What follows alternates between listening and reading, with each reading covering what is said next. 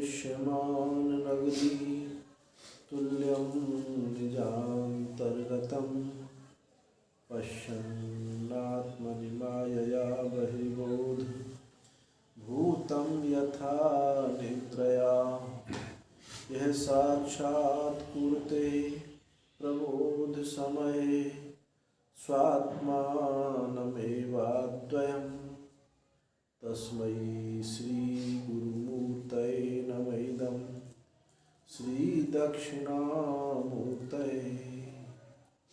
श्री कृष्णार्जुन संकथामृतनिधे धीरं गभीरं तलं तत्त्वान्वेषं तत्परैरधिगतं कैकेयी न साधिवरहि किन्तु प्रत्नविचार रत्ननिकरान् आनीय दाने प्रभु श्रीपूर्णानन्दमृतेन कश्चिदिति तं सर्वात्मना संश्रये अखण्डानंद संबोध मूर्तये ब्रह्ममूर्तये सुधास्मित समाश्लिष्टा नेत्रान्तरस्फूर्तये नमः।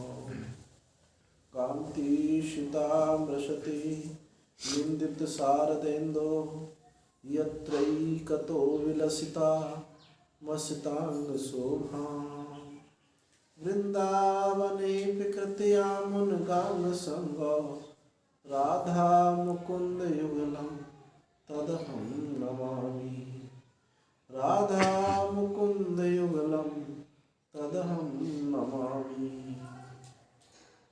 ओम पार्थाय प्रतिबोधितां भगवतां नारायणेन स्वयं व्यासेन ग्रथितां पुराणं मुनिना मध्ये महाभारतम् अद्वैतामृतवर्षिणी भगवती अष्टादशाध्यायिनी अम्ब त्वामं सतधामि भगवती गीते भवद्वेषिणी नमोऽस्तुते व्यासविशालबुद्धे फुल्लारविन्दाय पत्रनेत्र येन त्वया भारतेन पूर्णा प्रज्वालितो ज्ञानमया विभवः मूकं करोति वाचालं पङ्गुं लङ्घयते गिरिं यत्कृपातमहं वन्दे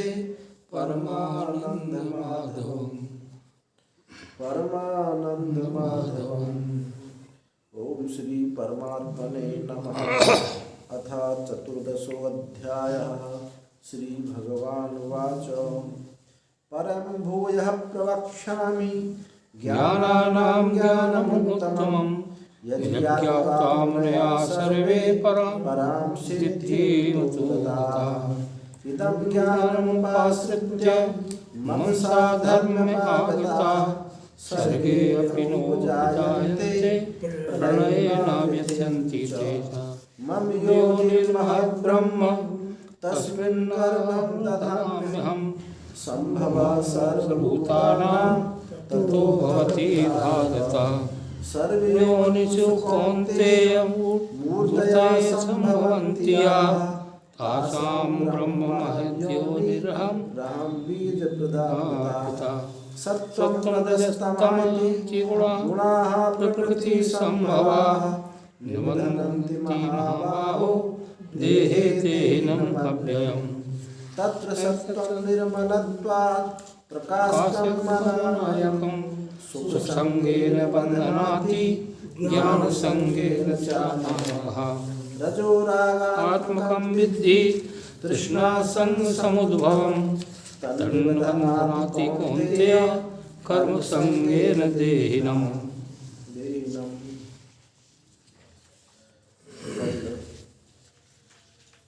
कल बताया कि अनुबंध चतुष्टय को बताया कि अधिकारी विषय प्रयोजन संबंध। तो अधिकारी कौन है? मुनया है, मुनि, मननाथ मुनि जो मनन करने वाले हैं, अर्थात जो जिज्ञासु है वो अधिकारी हुआ। विषय बताया था, विषय बताया था ज्ञानानाम ज्ञानम उत्तमम, ये ज्ञान उसका विषय बताया था। प्रयोजन क्या बताया था? पराम सिद्धिम, परा सिद्धि को प्राप्त होना।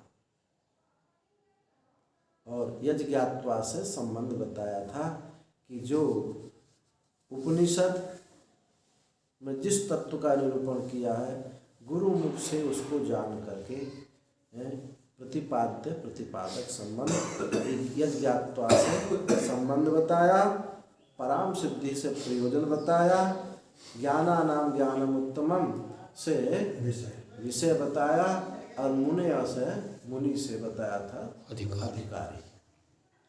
और ज्ञान की,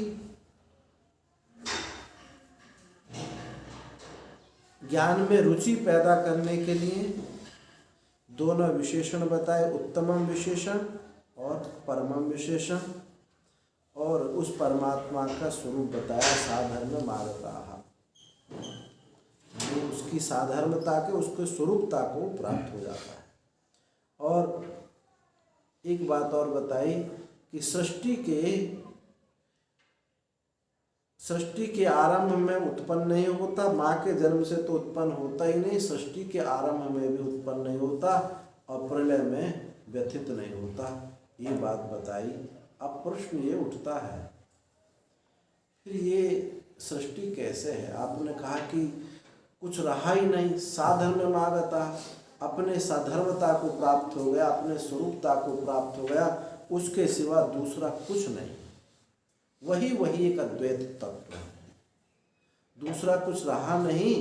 तो फिर ये सृष्टि कहाँ से आई? सृष्टि की चर्चा आप करते हो, जब दूसरा कुछ है नहीं तो सृष्टि कहाँ से आई?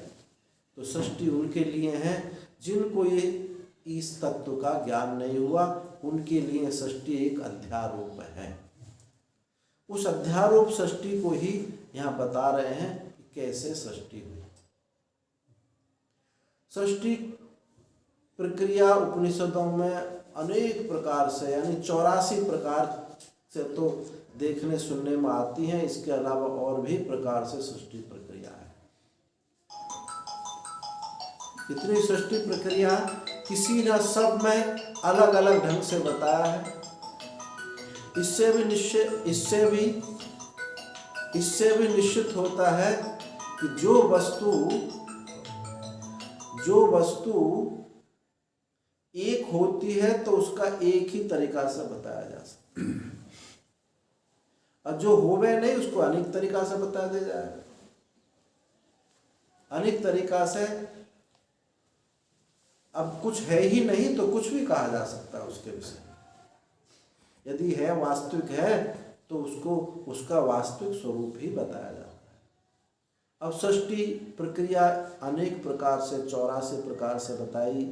कहीं सृष्टि बताई कि आकाश से सृष्टि हुई है, कहीं अग्नि से सृष्टि हुई है, कहीं जल से सृष्टि हुई है। पुराणों में उनके जो अधिदेव हैं उनसे, किसी से गणेश से सृष्टि, किसी से सूर्य से सृष्टि, किसी में जो है देवी से सृष्टि है, विष्णु से सृष्टि है। और उपनिषदों में ही कहीं लोकानुसृजई, एक साथ सब उत्पन्न हो गए हैं। कहीं ऐसा वर्णन किया कि गाय और सांड उत्पन्न हुए हैं। तो कहने का मतलब एक अनेक प्रकार से सृष्टि की बात बताई।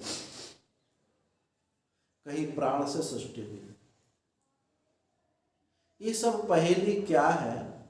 जैसे कहा जाए कि एक के बच्चा पैदा हुआ है, अब एक कहता नहीं कान से पैदा हुआ है, एक ने कि नहीं आंख से पैदा हुआ है, एक ने कहा नहीं नाभि से पैदा हुआ है। अनेक प्रकार से सब बता रहे हैं।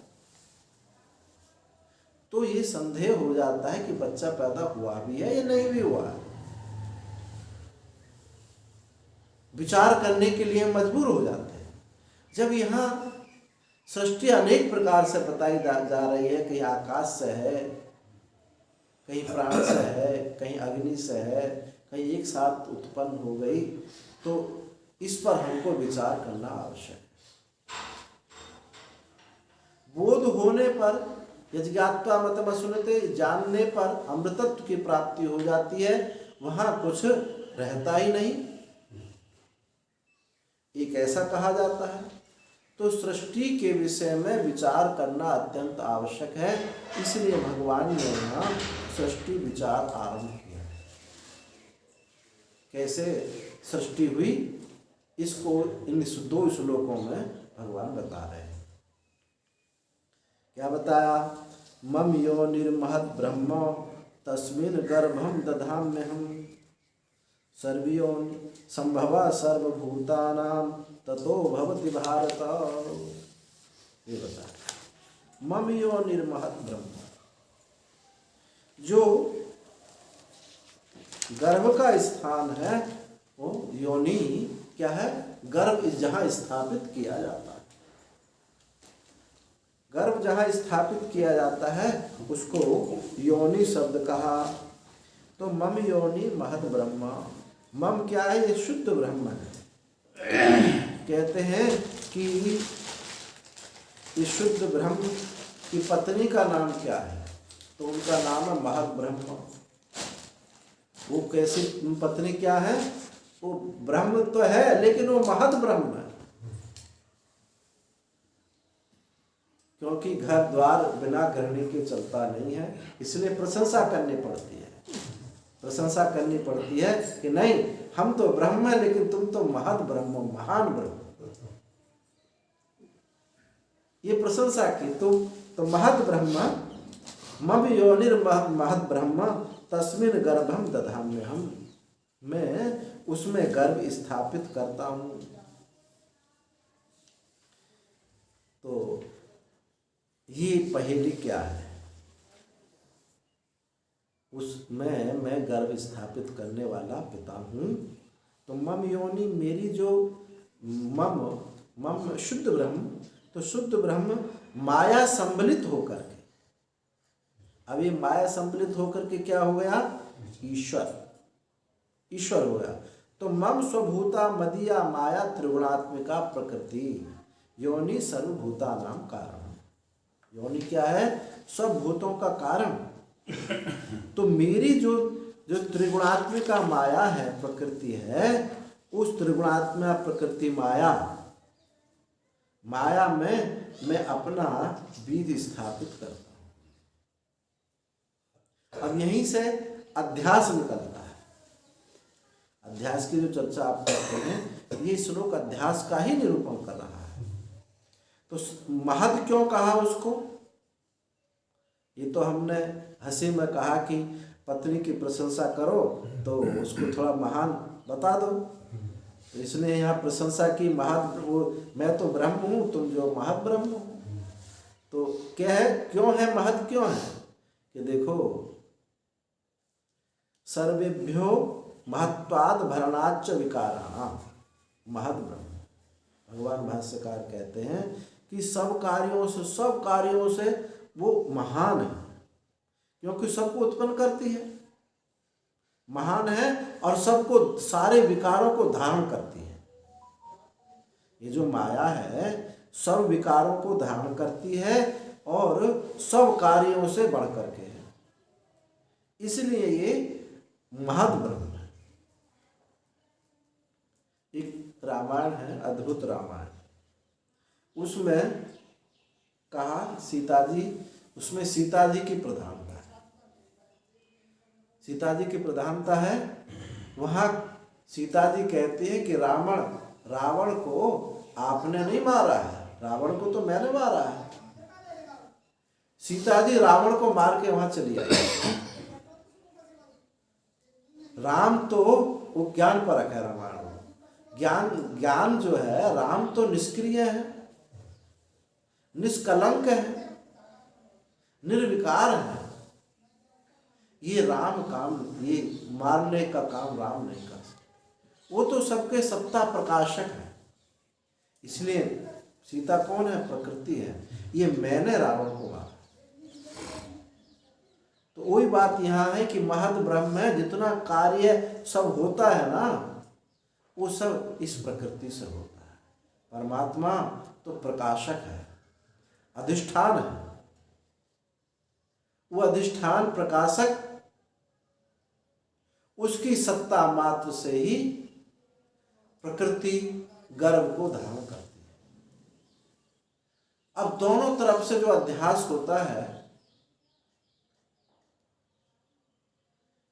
वहां चैतन्य की तरफ से जो अध्यास है और प्रकृति की तरफ से जो अध्यास है, प्रकृति की तरफ से स्वरूपाध्यास होता है और ब्रह्म की तरफ से संसर्गाध्यास होता है। जैसे एक दर्पण रख दें, दर्पण के सामने हमने लाल पुष्प, गुड़हल का पुष्प रख दिया, अब उसका प्रतिबिंब पड़ रहा है। अब शीशा लाल लाल दिखाई देता है। तो ये जो लाल दिखाई देता है, इसको हम कहते हैं स्वरूपाध्यास। जो शीशा की चमक है, ये उसका संसर्गाध्यास। तो स्वरूपाध्यास प्रकृति से होता है, असंसर्गाध्यास इस ब्रह्म तत्व से होता है। तो भगवान ने वहाँ उसी को कहा है कि जो महद ब्रह्म है, ये जो महद ब्रह्म योनि है, इसमें इस सबका कारण है, इसलिए उसको योनि कहा। सबका कारण होने से वो योनि है। उसमें, उस महद ब्रह्म योनि में मैं गर्भ स्थापित करता हूँ, यानी चैतन्य का संसर्ग स्थापित होता है और वहाँ फिर एक प्रतिबिंब उत्पन्न होता है। जैसे दृष्टांत अभी बताया था कि शीशा के सामने रखा हुआ पुष्प, शीशा लाल दिखाई देने लगता है, तो ये क्या? उसका प्रतिबिंब हुआ। तो प्रतिबिंब को ही यहाँ चिदाभास क्या है? प्रतिबिंब। गर्भ क्या है? मैं गर्भ स्थापित करता हूं, यानी मैं चिदाभास को स्थापित करता हूं। ये चिदाभास स्थापित हो जाता है। अब दोनों का जो संबंध है, संयोग है, अध्यास है। इस अध्यास को यहाँ भगवान ने कहा कि जब तक अध्यास नहीं होता, तब तक ये भूतों की उत्पत्ति नहीं होती। तो प्रथम जो गर्भ स्थापित कौन हुआ? वो हिरण्यगर्भ। जो भगवान ने कहा कि मैं जो है गर्भ स्थापित करता हूं, तो ये हिरण्यगर्भ के जन्म का बीजभूत, हिरण्यगर्भस्य जन्मनो बीजम सर्वभूत जन्म कारणम बीजम ददामि। सब भूतों के बीजों का जो कारण है कौन है? हिरण्यगर्भ। उस हिरण्यगर्भ बीज को मैं स्थापित करता हूं। और क्षेत्र क्षेत्रज्ञ प्रकृति द्वय शक्तिमानी ईश्वर हम, और मैं जो ईश्वर हूं, क्षेत्र और क्षेत्रज्ञ, इन दोनों शक्तियों का अभिमानी हूं। मैं ईश्वर हूं और ये अविद्या काम कर्म उपाधि स्वरूप विधायिनी क्षेत्रज्ञम क्षेत्रेण संयोजयामि। अविद्या काम कर्म उपाधि स्वरूप का अनुवर्तन करता हुआ क्षेत्रज्ञ को क्षेत्र के साथ मैं संयोग स्थापित करता हूं, अर्थात अध्यास होता है। देखो, अध्यास जो है ये एक तरफ से नहीं होता है। जब भी अध्यास होता है, दोनों तरफ से होता है।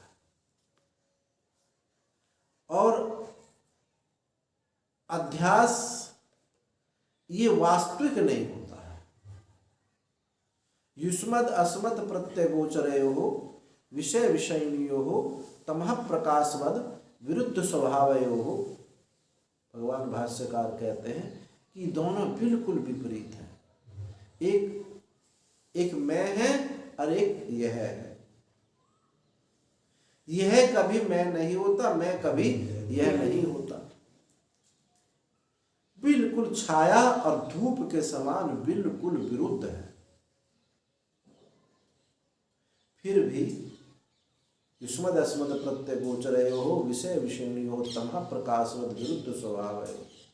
बिल्कुल विरुद्ध स्वभाव होकर के फिर भी तथापि मैं गोरा हूँ, मैं काला हूँ, मैं पतला हूँ, मैं कामी हूँ, मैं क्रोधी हूँ, मैं सुखी हूँ, मैं दुखी हूँ, ये वृत्ति बनती है। जबकि मैं काला नहीं हो सकता। जो वस्तु देखी जा रही है, देखने वाला कभी वो नहीं होता। अब सामने रखी ये पुस्तक, ये देखी जा रही है, तो मैं पुस्तक नहीं होता, बल्कि मैं को देखने वाला अलग होता है। देखने वाला हमेशा देखे जाने वाली वस्तु से अलग होता है। तभी तो आप देख रहे हो। जब आप काले पने को, गोरे पने को, शरीर के स्थूल पने को, कृश पने को आप देख रहे हो, तो आप ये नहीं हो सकते। फिर भी यह अध्यास संभव नहीं है, तो भी ना भी तो भी फिर भी कहते हो कि मैं काला हूं, मैं गोरा हूं। हवा का स्वरूप है स्पंदन, उष्णता है अग्नि का धर्म। कहा जाता है कि गर्म हवा चल रही है, जबकि दोनों विपरीत स्वभाव वाले हैं। एक में उष्णता है, अग्नि में उष्णता है, और वायु में स्पंदन है, फिर भी कहते हो गर्म हवा बह रही है। तो कैसे? अध्यास से। वहां तो एक बार हम मान भी लेते हैं कि जो मूर्तिमान होते हैं या गुणवान वस्तु होती है, उनका अध्यास हो जाता है। परंतु यहां तो ऐसे का अध्यास हो रहा है, ना तो उसमें गुण है, ना उसमें आकार है।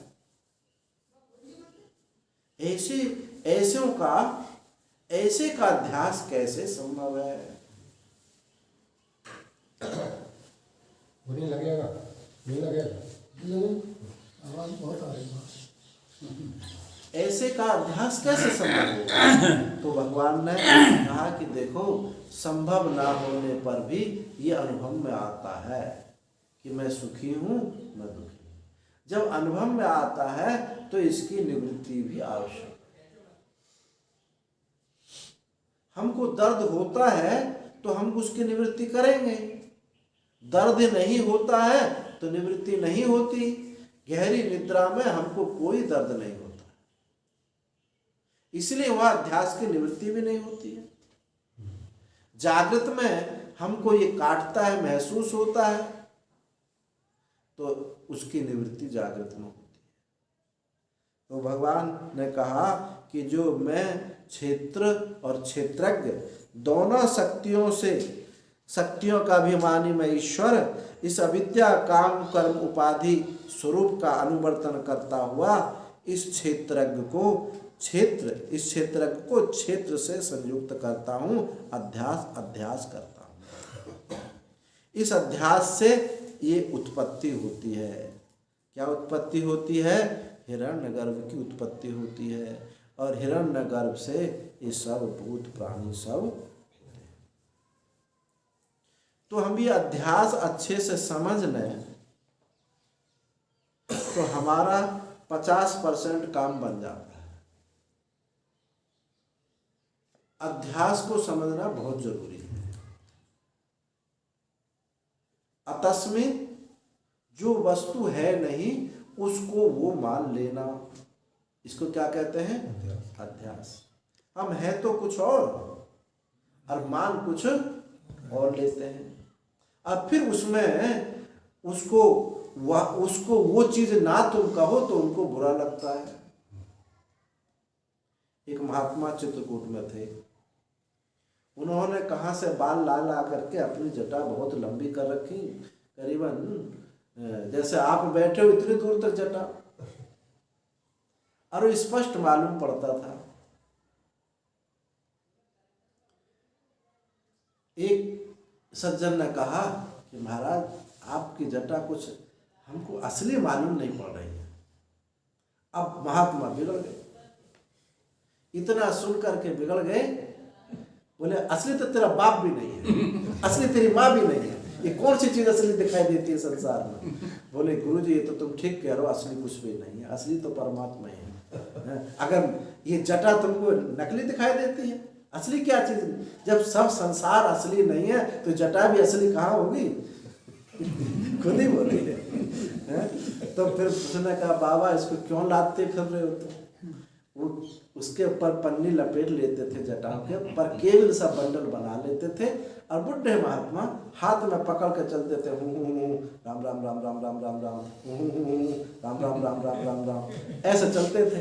तो बोले बाबा ये शरीर ढोना बड़ा मुश्किल हो रहा है, आप इनको क्यों ढो रहे हो? ये अध्यास है वस्तु वो नहीं, उस पर वो चीज लपेट ली। माताएं होठ लाल करती हैं, अब कोई कहे तुम्हारे होठ काले तो बुरा लगेगा, बुरा लगेगा। अरे ऐसा कैसे कहते हो, मेरे होठ तो ऐसे ही हैं। इसी को अध्यास कहते हैं। हम कुछ और अपने को मान लिए हैं कुछ और। ये लेप कर दिया, आरोप कर दिया। हम शुद्ध अखंड चैतन्य, पर ये इस शरीर का आरोप कर दिया है, प्राण की एक परत चढ़ा दी है, मन की परत चढ़ा दी है, बुद्धि की परत चढ़ा दी है, अरे एक आनंद की परत चढ़ा दी है। इन परतों को चढ़ा करके और वो स्वयं कहता कि मैं ये ही हूं। ये अध्यास। और जब ये अध्यास ऐसा अपने को मानता है कि मैं तो शरीर की परत चढ़ा दी, तो कहता है कि मैं देह हूं। और वो इतना दृढ़ हो गया है, इतना दृढ़ हो गया है कि अब उसको वो वही समझता है कि मैं यही हूं। यही सबकी समस्या है। हम विचार करते हैं तो विचार काल में स्पष्ट मालूम पड़ता है कि देह आत्मा नहीं हो सकता। देह जड़ है, मरने वाला है, विनाशी है, और ये दुख रूप है, स्पष्ट मालूम पड़ता है। फिर भी मैं देह हूं ऐसा इस बात को छोड़ने को तैयार नहीं है।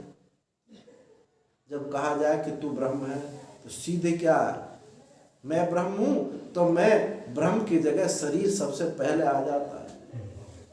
मैं ब्रह्म हूं तो छाती निकालता मैं ब्रह्म हूं। अब ब्रह्म की क्या छाती होती है? ब्रह्म के कोई छाती नहीं होती, उसके हाथ पांव नहीं होते। ये जो ब्रह्म शब्द को, ब्रह्म को क्या मान लिया? शरीर मान लिया। इसलिए शास्त्र कहता भैया जब तुम ब्रह्म को शरीर मानते हो तो तुम्हारा ये मिथ्या मानना है, इसलिए पहले शोधन करो। पहले तुम पद का शोधन करो, तब पद का शोधन करो। और जब ये शोधन हो जाता है तब एकत्व, तब तुमको समझ में आएगा। और ये बिना शोधन के तुम जो एकत्व मानते हो, ये तुम्हारा देह ही आगे आएगा। देह के विकार, अंतःकरण के विकारों को ही तुम विकार मानोगे, उनको अपना आपा मानोगे। जब देखो 3 प्रकार के लोग वेदांत का श्रवण करते हैं। यदि जब एक विषय यानी धर्मात्मा वेदांत का श्रवण करता है, वैराग्य उसको नहीं हुआ है, शास्त्रोक्त विषयों का सेवन करता है, तो उस अज्ञानी में ये वेदांत का संस्कार बैठ जाता है। जहां जहां जाएगा वहां वहां वेदांत को ही सुनना चाहेगा। वो कथा कीर्तन में उसकी कोई रुचि नहीं होगी। ये विषयी धर्मात्मा जो शास्त्रोक्त विषयों का सेवन करता है और अज्ञान उसका यानी जिज्ञासा नहीं हुई है, उस तत्व की जिज्ञासा नहीं हुई है, जब उसका वो श्रवण करता है तो वेदांत ब्रह्म विद्या को एक संस्कार उत्पन्न कर देती है। और जब ये पामर पुरुष किसे कहते हैं? जो शास्त्रोक्त जीवन जिनका है नहीं, मनमाने ही करने वाले होते हैं, जो मन में आया सो बोल दिया, जो मन में आया सो खा लिया, कोई जिनके जीवन में कोई नीति नहीं है, कोई शास्त्र नहीं है, बड़ों की आज्ञा का पालन नहीं है, पशुवत जो घूम रहे हैं और अहंकारी होकर के घूम रहे हैं, जो यदि वो इस ब्रह्म विद्या का श्रवण करता है तो उसको राक्षसी प्रवृत्ति होती है। जैसा कि विरोचन ने जैसे देह को ब्रह्म मान लिया था, इंद्र ने विचार किया, अब विरोचन ने देह को ही आत्मा मान करके अहंकार में फूला फिरा। ऐसे ही वो पामर पुरुष जगह जगह लड़ते फिरेंगे, मैं ब्रह्म हूं, मुझसे ज्यादा तुम नहीं जान सकते हो, जितना मैं जानता हूं मैंने सुना है, तुम क्या जानते हो।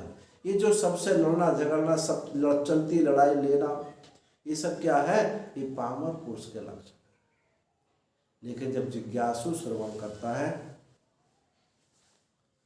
तो ब्रह्म विद्या ये संस्कार उत्पन्न नहीं करती। ब्रह्म विद्या इस अज्ञान को नित्य निवृत्त अज्ञान को निवृत्त करती। और सारी जो विद्याएं हैं ब्रह्म विद्या के इतर जितनी विद्या है वो सब संस्कार मूलक है, लेकिन ब्रह्म विद्या संस्कार मूलक नहीं है। ब्रह्म विद्या तो अज्ञान निवर्तक है। इसलिए इसके श्रवण से भिन्नता मालूम पड़ती है। किसी को श्रवण से अज्ञान उसका ध्वंस हो जाता, अपने आत्म स्वरूप को जान जाता है। एक जो संस्कार ले लेता है और एक जो है अहंकारी हो जाता है। तो ये ब्रह्म विद्या अध्यास युक्त होकर के इस ब्रह्म विद्या को जब सुनते हैं तो ये अपना फल देती नहीं है, संस्कार उत्पन्न करती है।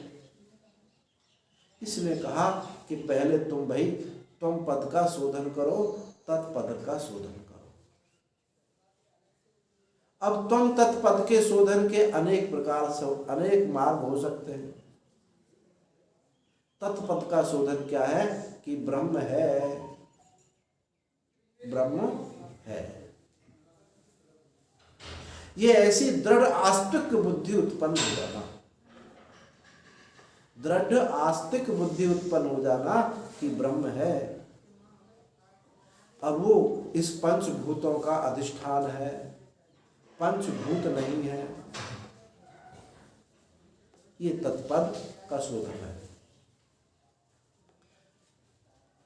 त्वम पद का शोधन में जो मैं वृत्ति है, मैं देह नहीं हूं, मैं प्राण नहीं हूं, मन नहीं हूं, मैं बुद्धि नहीं हूं, मैं आनंद नहीं, जो ऐसी शुद्ध बुद्धि है वो है त्वम पद का शोधन। तो देखो त्वम पद के शोधन से क्या होता है? ममता की निवृत्ति होती और अहंता की निवृत्ति एकत्व से होती है। जीव ब्रह्म का एकत्व जो ज्ञान है उससे परिच्छिन्नता की अहंता की निवृत्ति होती है और वैराग्य से ममता की निवृत्ति होती है। ममता की निवृत्ति ना होने का मतलब है आपका त्वम पद का शोधन नहीं हुआ। यदि हमारे जीवन में आसक्ति बनी है, ममता बनी है, तो हमारा त्वम पद का शोधन नहीं है, अर्थात हमको वैराग्य नहीं। इसलिए जितने भी साधन हैं ये सारे साधन वैराग्य उत्पन्न करने के लिए हैं। वैराग्य से फलम बोधो, बोधस्य उपरति फलम। वैराग्य का फल क्या है? बोध है। धर्म ते विरत जोग ते ज्ञाना, ज्ञान मोक्ष फल वेद वखर। हम जीवन में धर्म है तो हमारे जीवन में वैराग्य होगा। वैराग्य होगा तो गुरु